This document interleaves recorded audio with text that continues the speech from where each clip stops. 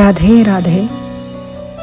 ಕೃಷ್ಣನು ನಿಜವಾಗಿಯೂ ನಿನಗೆ ಮಾರ್ಗದರ್ಶನ ನೀಡುತ್ತಿದ್ದಾನೆಯೇ ಅಥವಾ ನೀನು ಈ ಜಗತ್ತಿನಲ್ಲಿ ಒಬ್ಬಂಟಿಯಾಗಿದೆಯೇ ಎಂದು ನೀನು ಎಂದಾದರೂ ಆಶ್ಚರ್ಯಪಟ್ಟಿದ್ದೀಯಾ?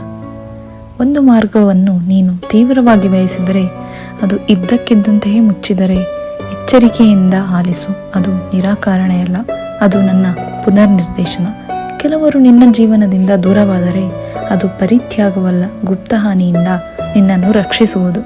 ನೀನು ಶುದ್ಧ ಮತ್ತು ಒಳ್ಳೆಯದೇ ಆಕರ್ಷಣೆಯನ್ನು ಅನುಭವಿಸಿದರೆ ಅದು ನನ್ನದೇ.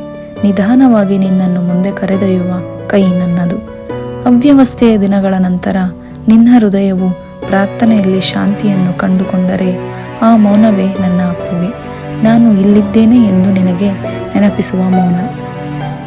ನಾನು ಮೌನದಲ್ಲಿಯೂ ಸಹ ನಿನ್ನನ್ನು ಎಂದಿಗೂ ಬಿಡುವುದಿಲ್ಲ. ನಿನ್ನ ಪ್ರತಿಯೊಂದು ಹೆಜ್ಜೆಯನ್ನೂ ನಾನು ಮಾರ್ಗದರ್ಶನ ಮಾಡುತ್ತಿದ್ದೇನೆ. ನನ್ನನ್ನು ನಂಬು, ಪವಾಡಗಳು ತೆರೆದುಕೊಳ್ಳುವುದನ್ನು ನೀನು ಕಾಣುವೆ. ಕೆಳಗಿನ ಕಮೆಂಟ್ಗಳಲ್ಲಿ ಹೇಳು, ನನ್ನ ಉಪಸ್ಥಿತಿಯು ನಿನ್ನ ಜೀವನವನ್ನು ಮಾರ್ಗದರ್ಶಿಸುವ ಅನುಭವ ನಿನಗಿದೆಯೇ?